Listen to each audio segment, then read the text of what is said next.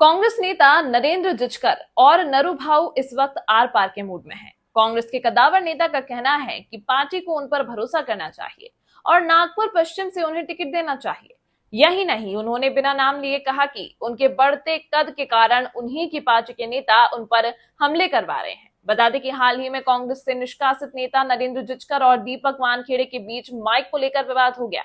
विवाद इतना बड़ा कि दोनों नेताओं के समर्थकों के बीच हाथापाई भी हो गई। इस घटना का वीडियो अब सोशल मीडिया पर वायरल हो गया।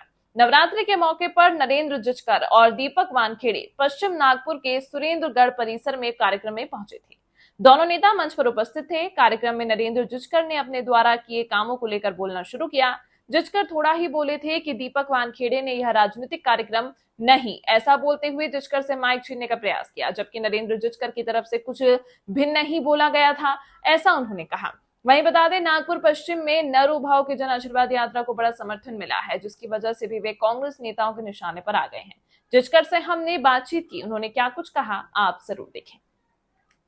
नमस्कार, मैं मनीष कुमार अंकुर आप सभी का स्वागत करता हूं। इस वक्त मेरे साथ आप देख रहे होंगे तेज तर्रार और एक बेहतरीन चेहरा नरेंद्र जिचकर जी। नरेंद्र जी से हमारी पहले भी बातचीत हो चुकी है और हमने काफ़ी सारे क्वेश्चंस किए थे, इनसे काफ़ी सारी बातचीत की थी, लेकिन अभी का जो सिनेरियो है हम उस पर चर्चा करने वाले हैं, उस पर हम बातचीत करने वाले हैं, क्योंकि अभी के टाइम पे जिस तरीके से इनका प्रचार प्रसार हो रहा है, लोगों में उत्साह दिख रहा है, तो हम उस पर जरूर चर्चा करेंगे। सर, सबसे पहले स्वागत है आपका हमारे चैनल में। नमस्कार जी सर, अभी जिस तरीके से आपका प्रचार चल रहा है, ताबड़तोड़ आपका मतलब रैलियां निकल रही हैं, आप बहुत सारी चीजें जा रहे हैं, डोर टू डोर आपके कैंपेन चल रहा है, लोगों में उत्साह आपकी तरफ से दिख रहा है, तो इस पर थोड़ा सा क्या कहना चाहेंगे हमारे दर्शकों को? 15 जनवरी से लेकर 15 फरवरी तक मैंने जन आशीर्वाद यात्रा का आयोजन किया था। बिल्कुल।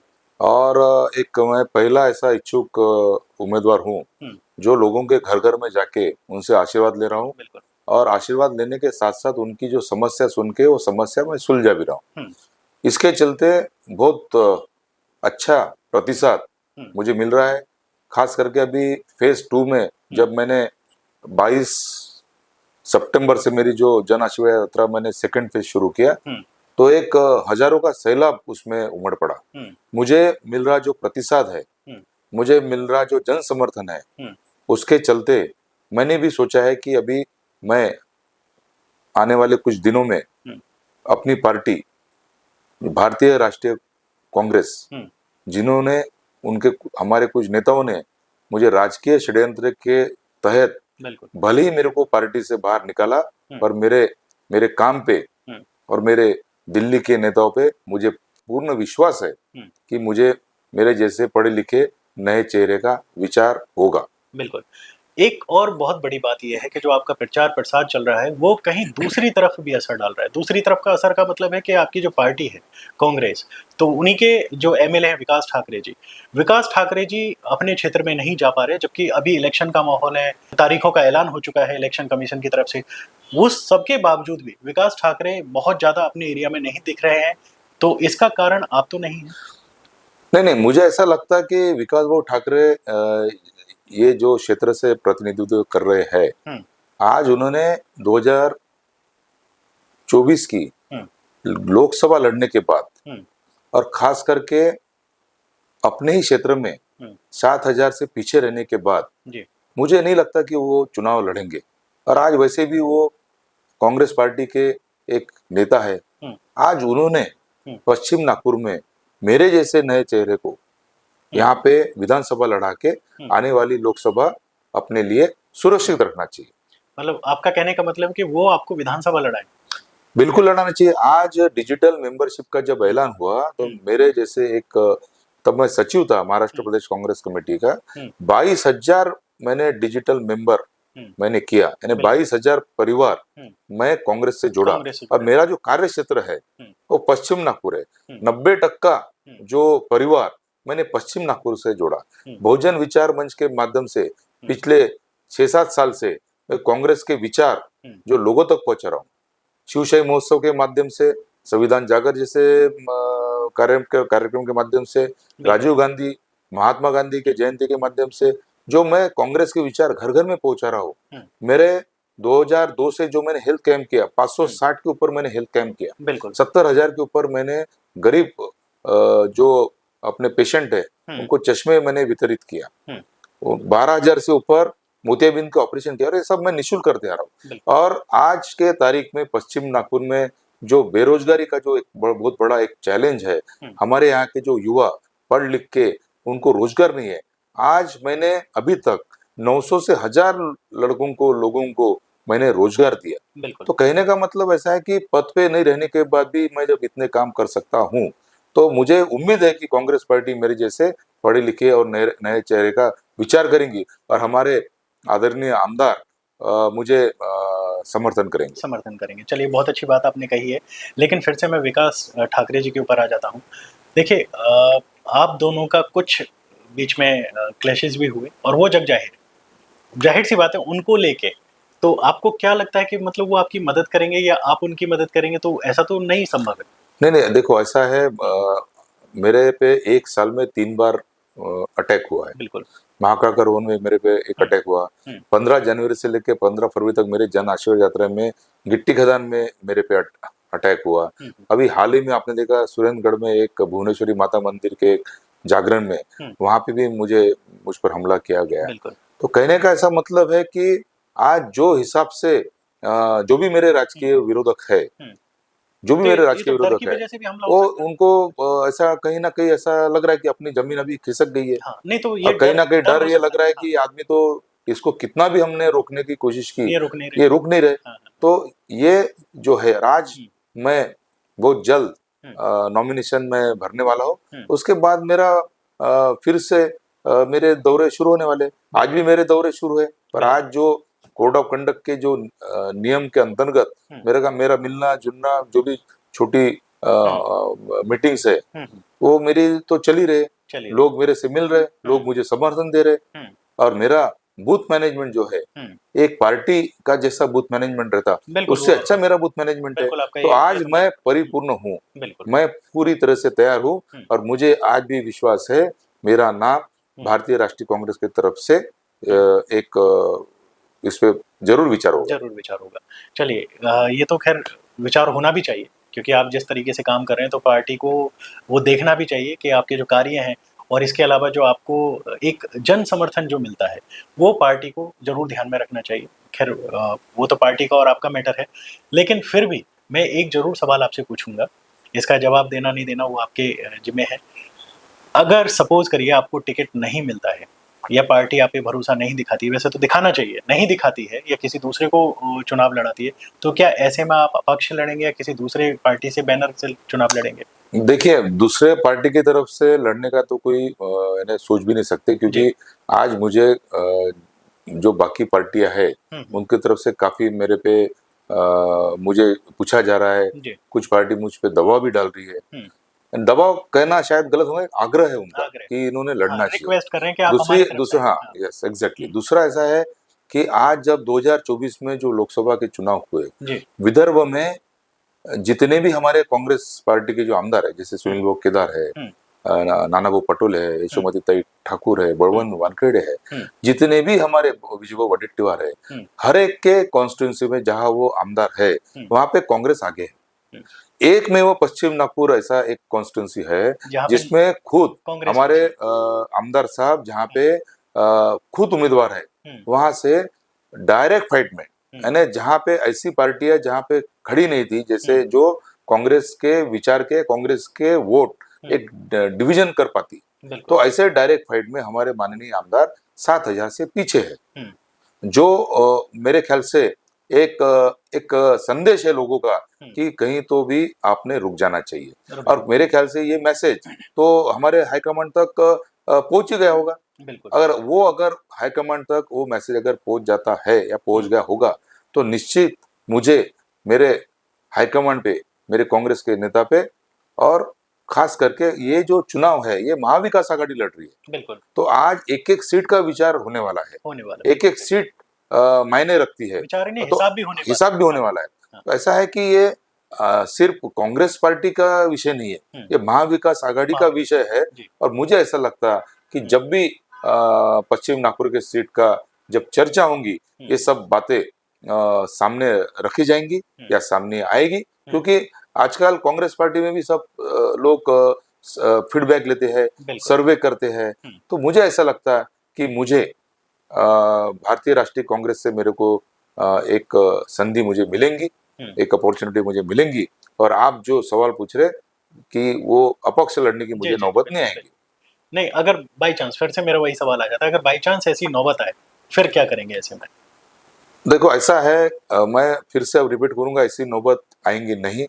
और अगर आती है तो जो लोग मेरे बूथ प्रमुख है, जो मेरा संगठन है, जी, जी, जी। जो मेरे शुभ चिंतक है, जो मेरे वेल विशर है, जो मेरा परिवार है, यानी परिवार बोले तो मैं मेरा एक राजकीय परिवार, बिल्कुल। मेरा जो कौटुंबिक परिवार है, सबसे चर्चा करके आगे की रूपरेखा में रणनीति तैयार करूंगा।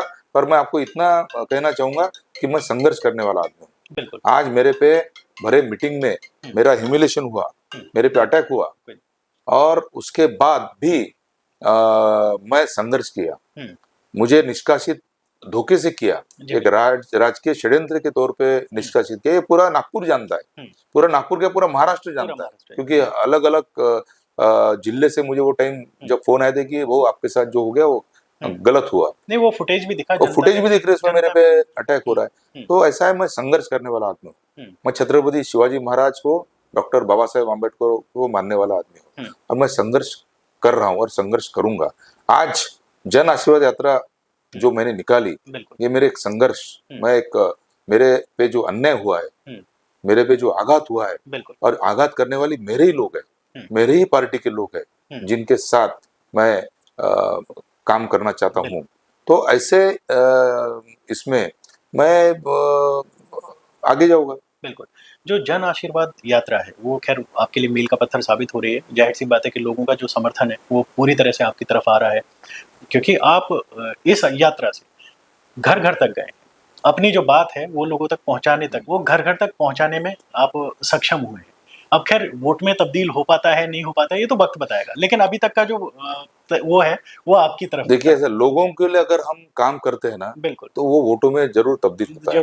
आज जो 900,000 लोगों को मैंने रोजगार दिया, और उसमें तो ज्यादातर पश्चिम नागपुर के हैं। बिल्कुल। दूसरा, मैं सिर्फ घर घर जाके आशीर्वाद नहीं ले रहा हूँ, आज मैं उनके काम भी कर रहा हूँ। 2.5 साल से यहाँ पे नगर सेवक नहीं है, और हमारे जो प्रतिनिधि है वो घर तक नहीं पहुंच पा रहे। तो ऐसे समय पे कोई कार्यकर्ता घर तक आ रहा है, और सिर्फ घर तक नहीं आ रहा है, उनको पूछ रहा है कि दादा आपका क्या काम है, और छोटे छोटे काम रहते।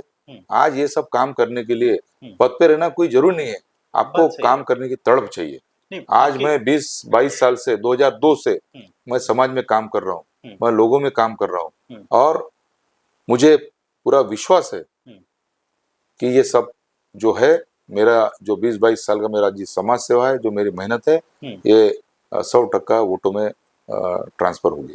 जैसे आपके मुताबिक विकास ठाकरे जी ने काम नहीं किया, इसके अलावा क्षेत्र के जो लोग हैं उन्होंने भी कहा कि विकास ठाकरे जी ने काम नहीं किया। विकास ठाकरे जी आप ही की पार्टी से आते हैं, अगर वो काम नहीं करते तो कहीं ना कहीं सवालिया निशान कांग्रेस के ऊपर भी लगते हैं। देखिए, ये 2024 का जो लोकसभा का चुनाव है जी, ये एक बहुत बड़ा प्रमाण पत्र है काम के बारे में।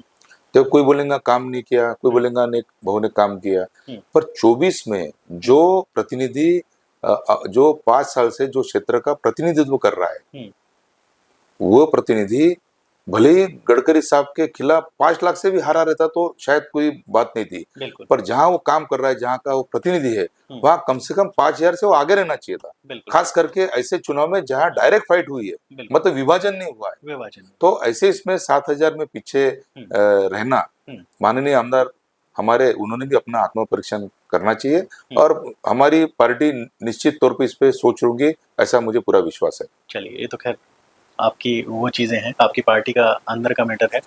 मैं एक और चीज़ फिर से हम एक रिपीट सवाल कर लेते हैं। जैसे आपने कहा कि आपके आमदार ने काम नहीं किया, आपके क्षेत्रवासी कह रहे हैं कि उनके आमदार ने काम नहीं किया।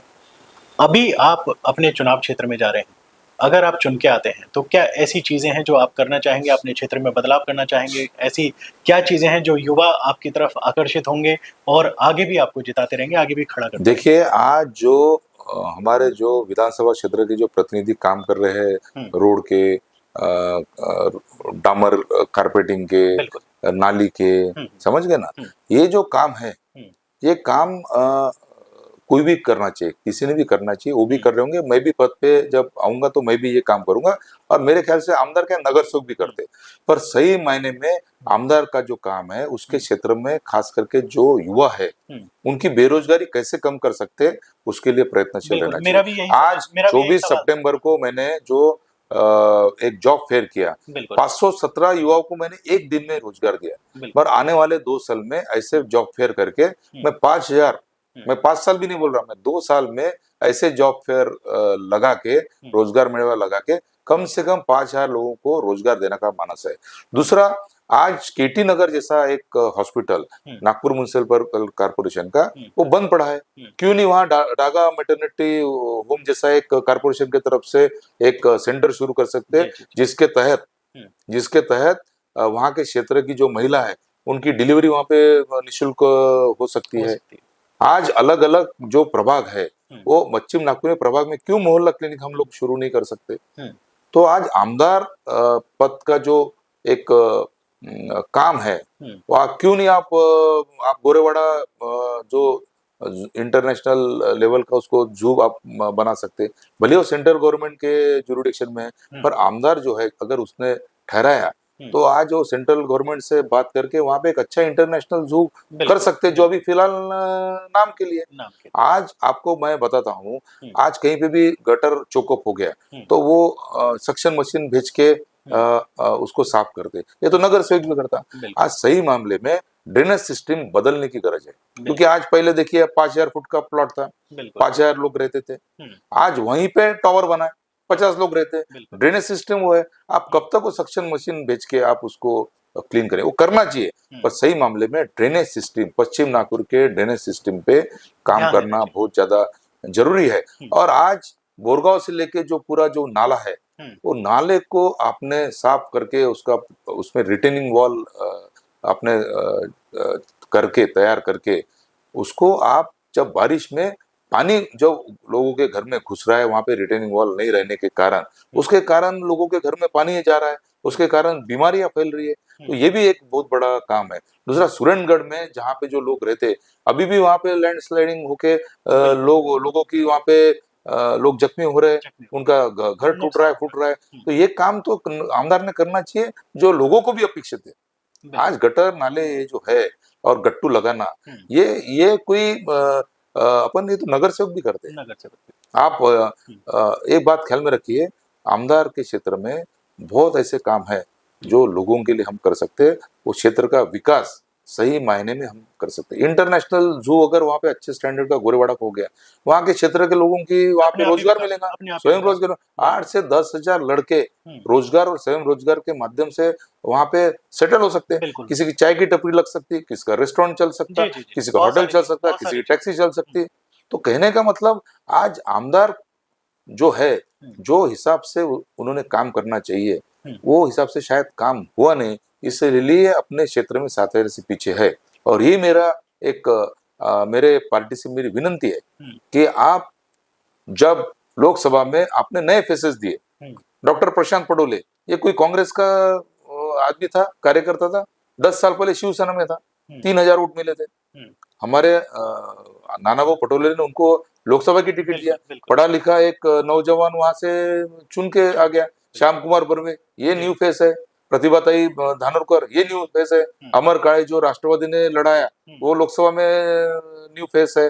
बलवंत वानखेड़े जो आमदार लोकसभा लड़ा और जीता, इतनी बड़ी लड़ाई जीता, वो न्यू फेस है। तो आज पार्टी ने भी देखा कि लोकसभा में जो न्यू फेसेस दिए वो सब जीत गए। तो आज अगर आपको हरियाणा में जो कांग्रेस जीती हुई जो बाजी हार गई, वो अगर रोकना है तो आपको नए फेस देना पड़ेगा। ऐसे मेरा पार्टी को एक मेरा कहना है।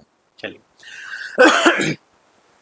आपने अपना चुनावी मैनिफेस्टो भी हमारे जरिए समझा दिया है। खैर, आप क्या क्षेत्र में करने वाले हैं, पार्टी का चुनावी मैनिफेस्टो तो खैर अलग रहता है। मेरा एक 3-4 दिन में मेरा जो मैनिफेस्टो है, जो मैंने जन आशीर्वाद यात्रा के माध्यम से लोगों के बस्तियों में जाके जो मैंने समझा, वो मैं 3-4 दिन में मैं रिलीज कर रहा हूँ। वो आप अगर देखेंगे तो आपको भी ऐसा लगेगा कि पश्चिम नागपुर का आमदार नरेंद्र जिचकार जैसा। नहीं, बिल्कुल, जब भी आप मैनिफेस्टो रिलीज करें तो हम जरूर आएंगे और उसको कवर भी करेंगे और दिखाएंगे भी जनता को कि आपके मैनिफेस्टो क्या है और क्या पूरा करने वाले हैं। खैर, अभी बस मेरा एक अंतिम सवाल है और मैं आपसे आग्रह करूंगा कि ये आप बोलें। आप मराठी में इसको बोल सकते हैं क्योंकि आपका जो क्षेत्र है मराठी क्षेत्र है। आप हमारे माध्यम से अपनी जनता को कुछ अपील करना चाहें तो आप अपील कर सकते हैं। पश्चिम नागपूरच्या मतदारांना मी एवढं सांगू इच्छितो की आपला जो प्रतिनिधी आहे तो आपण निवडून देत असताना तो किती शिकलेला आहे हे बघणं गरजेचं आहे. कारण शिकलेला जो उमेदवार आहे त्याच्यावर संस्कार असतात, त्याचं काही विजन असतं. दुसरं, तो जो प्रतिनिधी आहे त्याची संगत कशी आहे, त्याच्यासोबत राहणारे लोक कोण आहे, क्रिमिनल लोक त्याच्यासोबत राहतात का हे देखील बघणं गरजेचं आहे. त्याचं कॅरेक्टर कसं आहे हे देखील बघणं गरजेचं आहे. आणि सगळ्यात मुख्य म्हणजे तो काम कसा करतो आणि तो काम जे आहे ते कोणासाठी करत आहे. आज बहुतांश जे उमेदवार आहेत यांचा राजकारण हा धंदा झालेला आहे. ह्या राजकारणातून आलेल्या पैशावर त्यांचं कुटुंब चालतं, त्यांचं राजकारण चालतं. मला असं वाटतं की ह्या सगळं बघून आपण पक्षाच्या विचारधारेच्या बाहेर, आपण काय की एखाद्या पक्षाला आपण समजा फॉलो करत असतो पण त्या पक्षाने समजा उमेदवार चुकीचा दिला तर मला असं वाटते पक्षाची विचारधारा ही बाजूला ठेवून आपण चांगल्या प्रतिमेचा, शिकलेला आणि काम करत असलेला जो लोकांमध्ये जाऊन काम करतो अशा उमेदवाराला तुम्ही प्राधान्य दिलं पाहिजे ही विनंती तुम्हाला मी आज यांच्या माध्यमातून करतो. धन्यवाद. बहुत अच्छा लगा आपसे बात करके और आपने जो सवाल के जवाब दिए हैं वो भी बहुत, हमेशा अच्छा लगता है आपके साथ बात करके. तो अभी आने वाले समय में और भी हम कवरेज देंगे क्योंकि जाहिर सी बात है आप अपने चुनावी क्षेत्र में उतर ही रहे हैं और आपने ठान लिया कि आप चुनाव लड़ेंगे. तो हमारी बहुत बहुत शुभकामनाएं आपके साथ हैं. और ऐसे जो उम्मीदवार हैं नए, मैं भी जनता से, खैर हमारा विनती करने का कोई मतलब नहीं बनता लेकिन फिर भी हम कहेंगे कि आपके बारे में सोचें और जो भी है विचार करके अपना निर्णय दें. तो धन्यवाद. बहुत बहुत अच्छा लगा आपसे थैंक बात यू वेरी करके. मच. मैं मनीष कुमार अंकुर, नागपुर से. धन्यवाद.